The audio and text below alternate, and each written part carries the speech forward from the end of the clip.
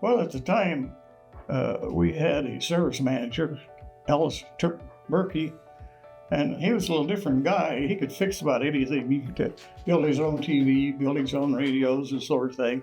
But he always had a challenge, somebody else couldn't fix. Bring it to him, and he'd get it handled.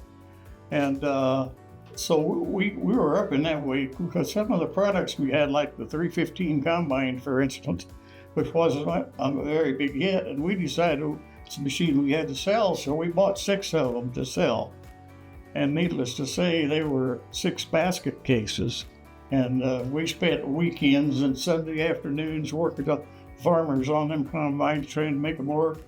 And thanks to Ellis, he come through and made some belt tighteners and different things that we added to the machines and made them workable. And so from the 8-row planter, we went to make from 8-row narrow to 8-row wide.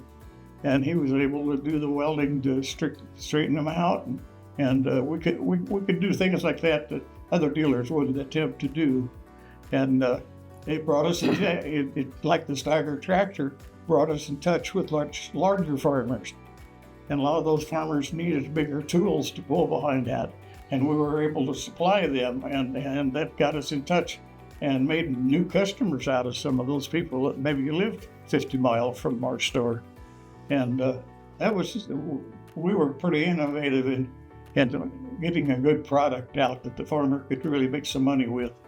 If you go back to the early days, I think after the war, my dad was an Alice Chalmers dealer manager in the town of Fisher, where the business started in 46 through 1954, and as Gary mentioned, Turk was a marvelous mechanic, a genius mechanic, and Marv was also an excellent mechanic, and they worked together as the 2 older brothers of Dad's, and they had a Birkey service facility in Fisher where they strictly worked on service and had a great reputation and a great business. And then a dealer in Dewey, Illinois, Jones, went out of business in 1953. And so I know Dad tells a story.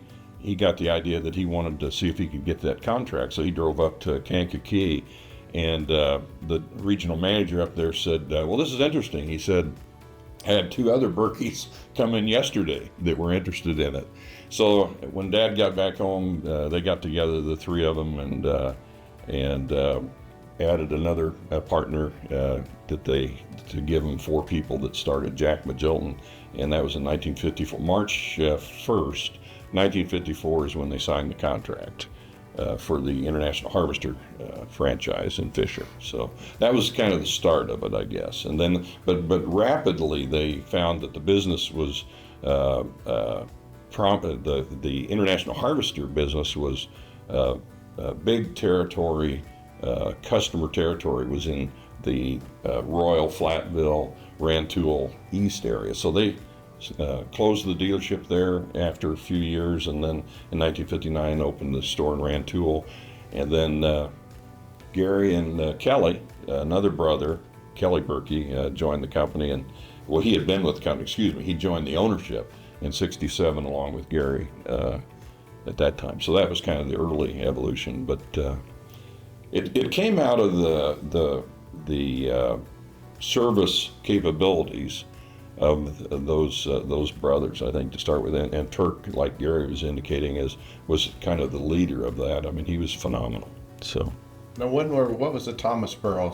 Well, Thomasboro was added in '56, and it was just I think it was Stewart's Garage, and Thomasboro had a dealership, and they went out of business. And so, to aid and supplement that servicing for that area over in the Rantoul area that we were talking about, we had to have some facility over there, so we took over that dealership and had a service, basically kind of a service center there in Thomasboro in the old dealership, and it became evident that wasn't going to work, so they sold Fisher in Thomasboro and merged that operation, so to speak, into Rantoul in 1959 and built a new store there.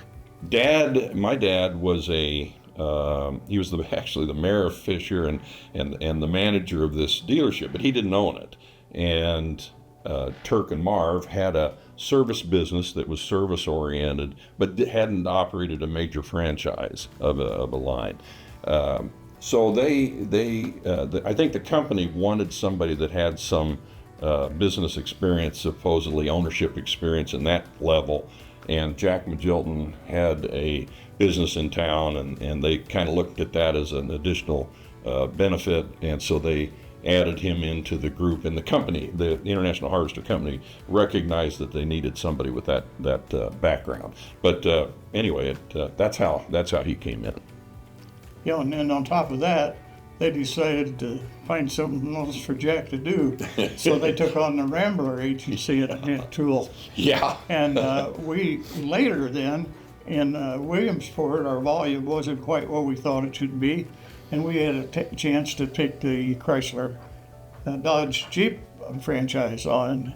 We did that, and we were thinking, we had so many employees and so forth, we bought a lot of vehicles on our own. We were our best customer. Yeah, and anyway, we did that, and then later on we moved that over to Attica in a standalone Lincoln dealership that had gone out of business. And of course, when we merged with McGrath, we also inherited the Chevrolet Buick franchise. So at that point, we didn't have the Rambler anymore, but we had Chrysler and the GM. And it was just about all we could do to handle it. It was all we were doing was trading dollars. And at the end of the year, we weren't really making anything out of it. So we decided to dissolve the Chrysler dealership, and then we sold the Buick dealership in Gibson City.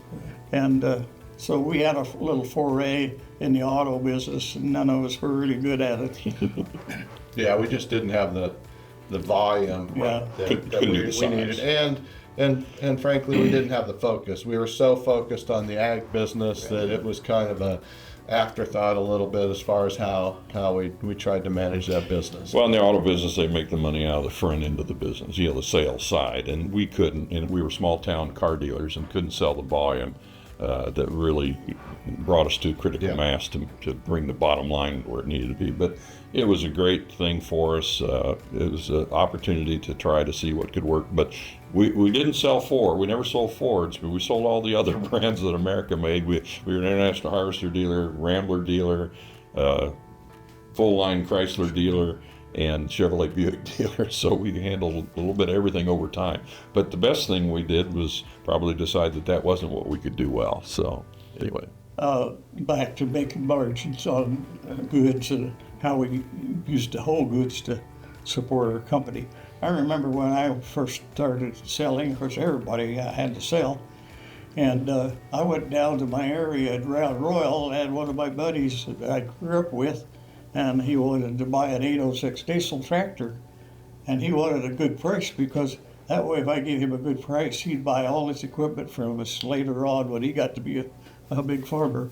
I think I made him come and drive it home because I couldn't afford to hire a trucker to haul it out to him, but I think it was less than $100 that I made on that tractor.